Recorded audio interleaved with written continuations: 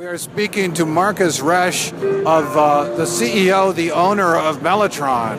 I must say I did not know Mellotron had been brought back. Can you tell us about it?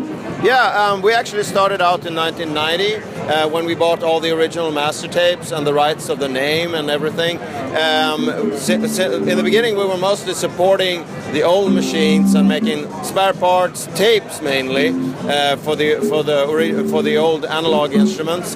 And in 1999, we started to make the whole instrument because we had a lot of the old original tape heads, which is a crucial part, of course, of the instrument, since each key has one individual tape head.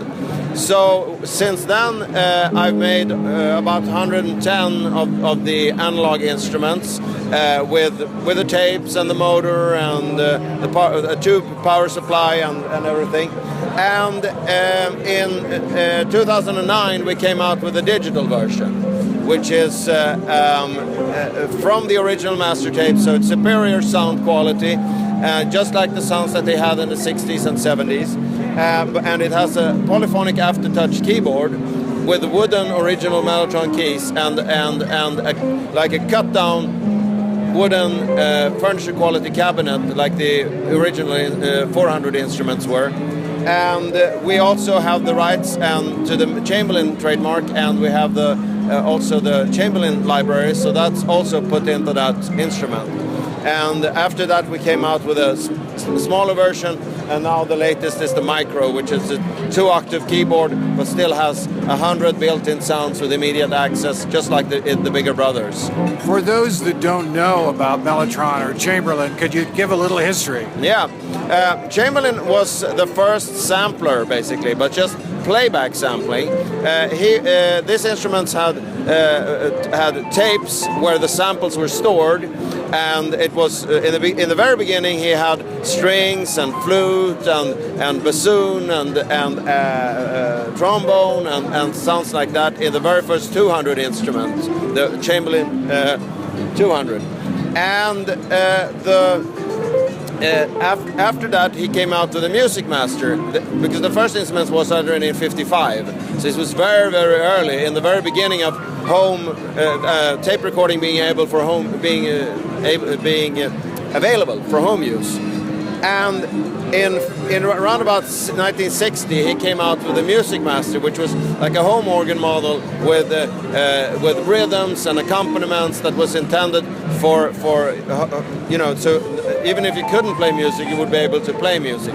Now that didn't quite work out, but before that was general knowledge that didn't work out. The Mellotron, a company in England, took the idea and basically just didn't care.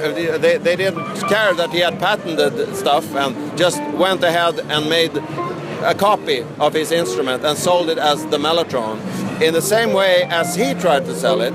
So sure enough, after a few years, they also realized that this is a far too complicated mechanism, and the way they executed it was also not very great. So it had a lot of problems, but they realized that the musicians, this was a completely unique feature for musicians to have strings and flutes and sounds like that available for a keyboardist without having the actual musician in the room, which of course Moody Blues, Beatles, Rolling Stones, and the whole British pop scene discovered. Manfred Mann was one of the earlier users, as a matter of fact, and they took and made music history out of it, basically, and used, of course, only the few usable sounds that were the lead sounds on the right side, like flute, strings, brass, and maybe trombone. But there was a lot of organs, and all of the rhythms were, of course, mostly not used, except Kinks. They used it on Phenomenal Cat on one of their albums.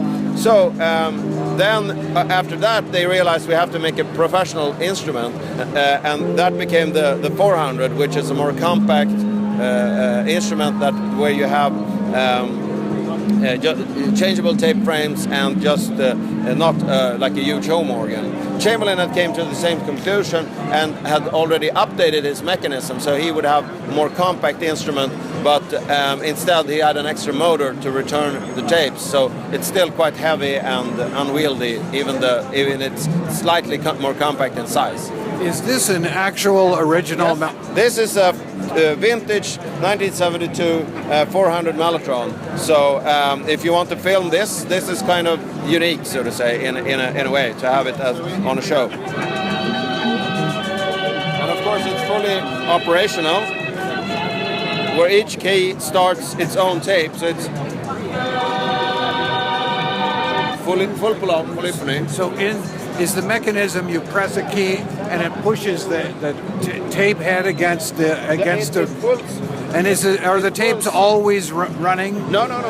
The capstan is always running. I see. So the tapes are still until you press the key. When you press the key, a rubber roller grabs the tape. Here's the rubber roller. The tape, pushes it against the capstan, and therefore the tape starts. And this little hammer here pushes the tape against the head, and then the sound starts. Now, is this the tape right here? These are the tapes, and the tapes are stored in a double loop down here. So this is 2 meters long, which gives you about 7-8 seconds. And then when you play the tapes are fed into this box just until you release the key, and then a spring pulls the tape back. How reliable is this? Very reliable. Really? Okay. Yeah, especially this design, because it's so modular. You can take it apart, and if there's anything that happens on tour or something, well, this is a very reliable mechanism.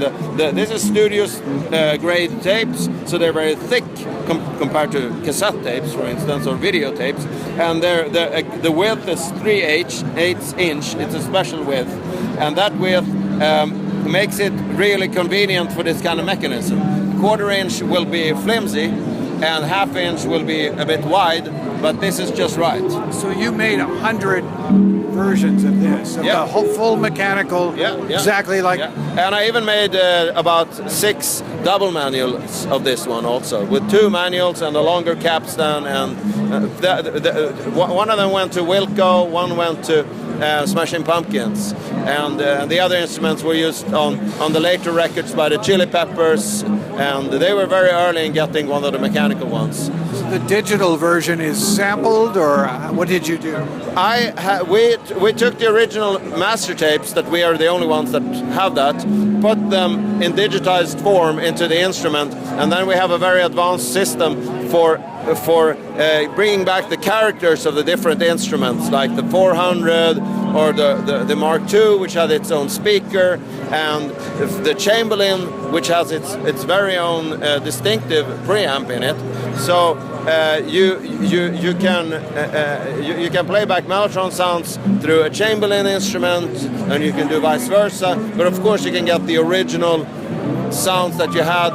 You know, when you had the original high quality tapes in the 60s, when the masters were good,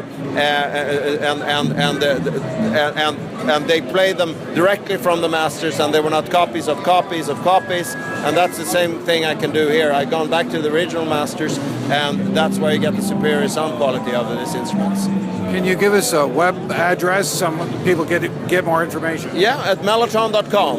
Okay. We're mellotron.com. You're doing great work, Markus Resch. Thank you so much for doing this. Thanks.